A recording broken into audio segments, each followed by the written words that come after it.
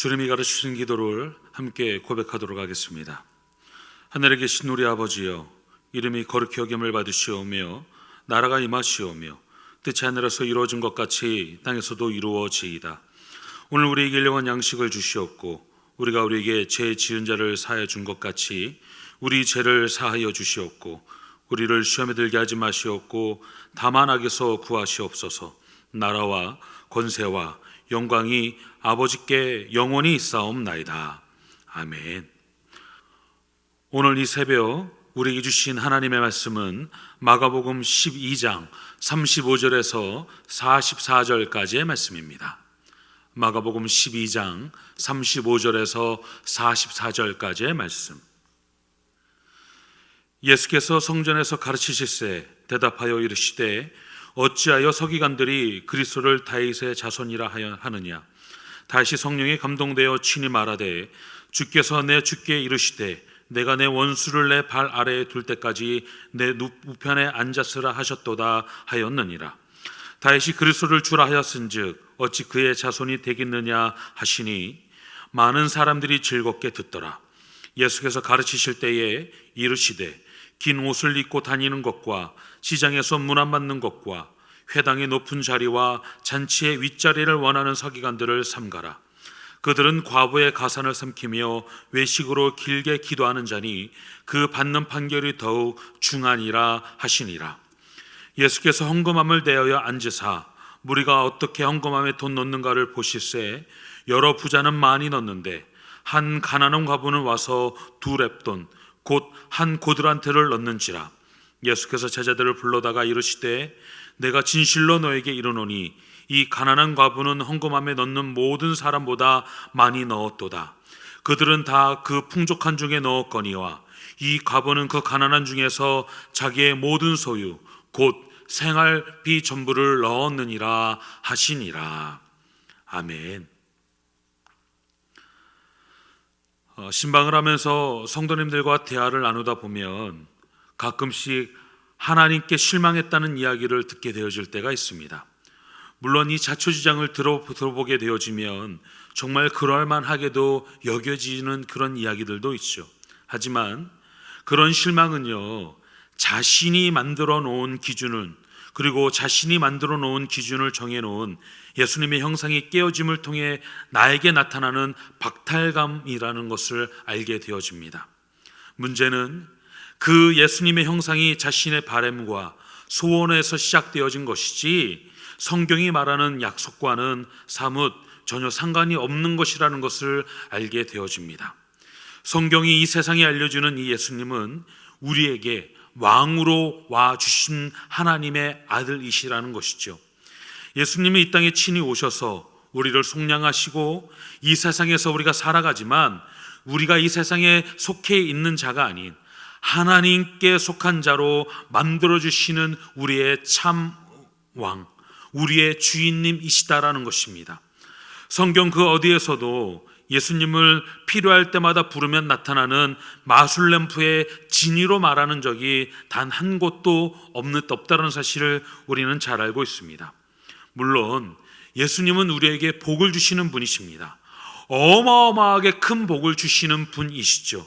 그러나 성경에서 말하는 복은요, 그러한 복이 아니다라는 것을 우리는 알 수 있습니다.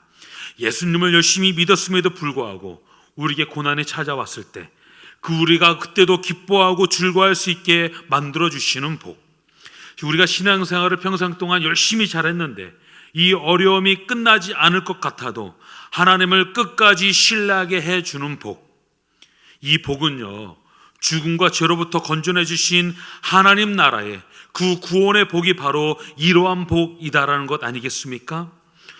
이러한 복을 저와 여러분 모두가 다 누리시는 믿음의 자리에, 은혜의 자리에 있으시기를 간절히 부탁의 말씀을 드립니다. 오늘 본문의 말씀을 보게 되어지면 성경 안에서, 성전 안에서 예수님의 가르침이 계속 진행이 되어집니다. 이 가르침은 마지막 성전 안에서의 가르침이죠. 그 가르침의 주제는요, 온전치 못한 서기관들을 주의하라라는 것이었습니다. 예수님께서 오늘 말씀하십니다. 38절에서 40절 말씀, 우리 함께 한 목소리로 함께 읽도록 하겠습니다. 긴 옷을 입고 다니는 것과 시장에서 문안받는 것과 회당의 높은 자리와 잔치의 윗자리를 원하는 서기관들을 삼가라. 저희는 과부의 가산을 삼키며 외식으로 길게 기도하는 자니 그 받는 판결이 더욱 중하리라 라고 말씀하고 있습니다. 물론 그 당시에 살았던 서기관들이 모두가 다 잘못한 것은 아니었죠.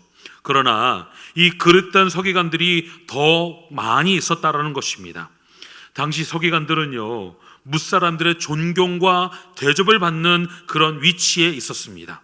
문제는요, 그들이 그것을 즐기고 찾아다녔다는 데 있다는 것이죠. 그들이 입은 이 긴 옷은요, 일반인들이 입었던 옷과는 확실하게 구별되어지는 표시였습니다. 땅에 끌리는 긴 옷을 입으면 나는 서기관이다라는 그런 뜻을 가지고 있는 것이죠.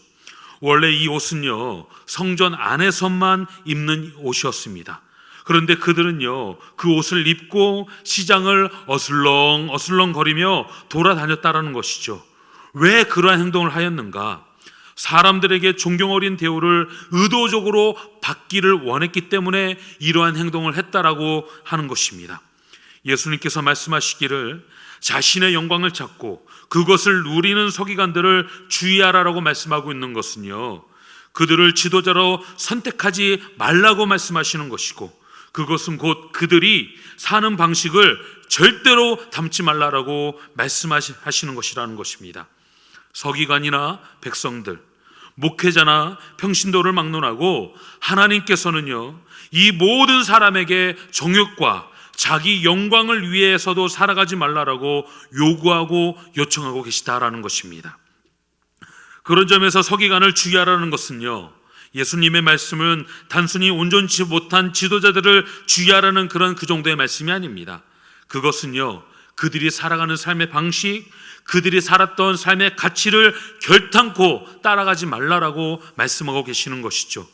또 예수님께서는 그들, 즉 이 서기관들을 향해서 과부의 가산을 삼키는 자들이라고 말씀하시면서 이들은요, 하나님께 받을 형벌이 더 중할 것이라고 말씀하고 있습니다. 과부의 가산을 삼키다니요, 이건 과정된 표현 아닌가라는 그런 의문이 들기도 합니다. 그러나 그렇지 않았다라는 것이죠. 당시의 서기관 중에는요, 이러한 과부의 가산을 삼키는 자들이 많이 있었다라는 것입니다. 미망인, 즉 이 과부는요, 구약 성경에서 우선적으로 보호해 주어야 할 사회적 약자 아니었습니까? 전혀 보호받을 수 없는 그런 사람들이었으니까요. 미망인들, 즉 이 과부는요, 당시에 남편이 남긴 유산에 의지해서 살아갈 수밖에 없는 그런 존재였습니다. 어느 시대든, 그리고 모든 시대가 그렇듯 이들은요, 자신의 권리를 찾는 일에 재주가 없는 연약한 사람들 아니었습니까? 요즘에 살아가는 우리들도 법률적으로 해결하기 어려운 일은요, 법률 변호사를 통해 그에게 부탁하듯이 당시에 율법 전문가였던 서기관에게 의지하여 정해주는 대로 그 유산을 받을 수밖에 없는 그런 위치에 이 과부들과 미망인들은 있었다라는 것이죠. 그런데 그 서기관들이 이들의 사정과 권리를 생각하지 않고 오히려 그 일을 해결해 주는 대가로 유산의 상당의 부분을 착복했다라는 것입니다. 심한 경우에는요, 그 과부가 가지고 있는 전부를 가져가 몰수하는 경우도 더러 있었다라고 이야기합니다. 사실 이 일들은요, 이들만의 파렴치한 일은 아니었죠. 권력과 부, 그리고 자신의 영광을 추구하는 사람들의 공통적인 특징으로 이야기할 수 있는 것입니다. 그들은 자신에게 유익과 힘이 되지 않는 사람들의 사정과 아픔은요, 전혀 헤아리지 않는 자리에 있었다라는 것이죠. 예수님은 우리에게 이러한 사람들을 절대로 본받지 말라라고 우리에게 말씀해 주고 계십니다. 그러한 자에게는요, 하나님의 심판과 진노밖에 그들에게 앞으로 다가올 것은 없다라고 말씀하고 있는 것이죠. 이 말씀을 마치시고 예수님께서는요, 헌금궤가 있는 방향으로 돌아 앉으십니다. 사람들이 헌금 넣는 모습을 지켜보시기 위해서였죠. 당시에 헌금궤는요, 동전이 들어가는 입구는 넓고 아래쪽은 좁은 나팔 모양으로 되어져 있었습니다. 동전을 넣기 쉽게 하고 도둑 맞는 것을 막기 위함이었죠. 그런데 이 모양의 입구가요, 동전이 떨어지는 소리를 크게 해주는 확성기 역할을 했다라는 것입니다. 지금 헌금을 넣는 사람이 얼마를 넣는가가 또르륵 떨어지는 그 동전의 소리를 통해 다 모든 사람들에게 공개되어지는 그런 구조를 가지고 있었다라는 것입니다. 먼저 부자들이 여러 헌금계에 헌금을 넣었습니다. 그들은 꽤 많은 액수를 넣었기 때문에 그 소리가 끊이지 않고 웅장하게 그 소리가 울려 퍼졌죠. 그런데 그 뒤를 이어서 가난한 과부가 궤에 헌금을 넣었습니다. 헌금을 넣는 소리는요, 들리지조차 않았습니다. 그녀가 헌금으로 넣은 이 돈은 두렙돈, 그러니까 당시에 하루에 품삯의 8분의 1 정도가 되어지는 너무나 작은 액수의 동전 두 입이었다라고 말씀하고 있습니다. 아마 부자는요, 자랑스럽고 당당하게 헌금을 꺼내서 헌금계에 헌금을 했을 겁니다. 그러나 그 과부는요, 그 작은 소리만큼이나 부끄러워하며 이 헌금을 헌금계에 넣었을 것입니다. 이것을 예수님과 함께 지켜보던 자들은요, 부자들을 향해서는요, 선망의 눈망울을 가지고 바라보았지만 과부를 향해서는요, 어머, 이게 다야? 라는 그런 멸시에 찬 눈으로 바라보지 않았겠습니까? 그런데 예수님께서는 그 모습을 보시고는 이렇게 말씀하십니다.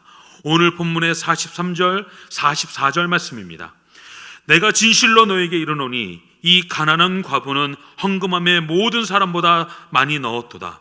그들은 다 풍족한 중에 넣었거니와 이 과부는 그 가난한 중에서 자기의 모든 소유 곧 생활비 전부를 넣었느니라 라고 말씀하고 있습니다.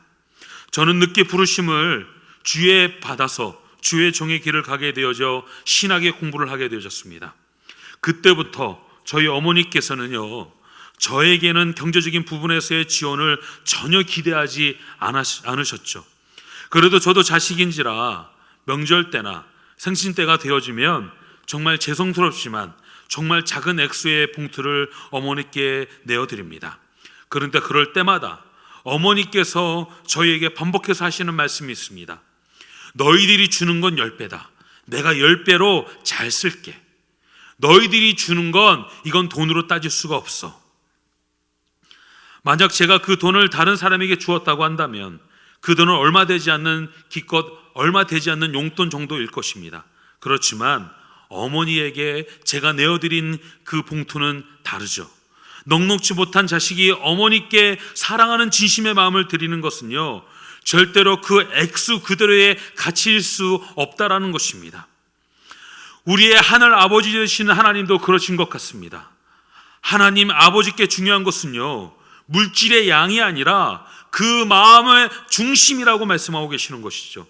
그것이 헌금이든 우리가 하나님 앞에 드리는 헌신이든 하나님께서 중요하게 원하시고 바라시는 것은요, 진실된 마음의 중심이라고 우리가 말씀하고 있는 것 아니겠습니까? 시간이든 돈이든 혹은 육체적인 노력이든 이게 없는데 부족한데 거기서 최선을 다하고 우리의 마음을 다해 드리는 작은 것, 이것은요, 하나님께서 결코 작은 것으로 여기지 않으시겠다라고 말씀하시는 것입니다. 그 과부가 드린 두렙돈은요, 넉넉하고 풍족함 가운데 넣은 것은 아닙니다. 그녀는 자신이 가진 오늘 하루의 생활비 전부를 다 하나님 앞에 내어드린 것이죠. 사랑하는 여러분, 이게 액수로 평가할 수 있는 그런 가치이겠습니까? 이것은요, 그 여인이 그날 가지고 있는 하루의 전부를 다 하나님 앞에 내어드린 것 아니겠습니까? 그 두렙돈은요, 그 여인이 하나님을 향한 마음의 크기였고 사랑의 크기였다라는 것이죠. 그것을 아시는 예수님께서는요, 지금까지 부자들이 넣은 헌금을 합한 것보다 이 여인이 넣은 두렙돈, 동전 두 입이 더 큰 것이라고 지금 말씀하고 계신 것입니다.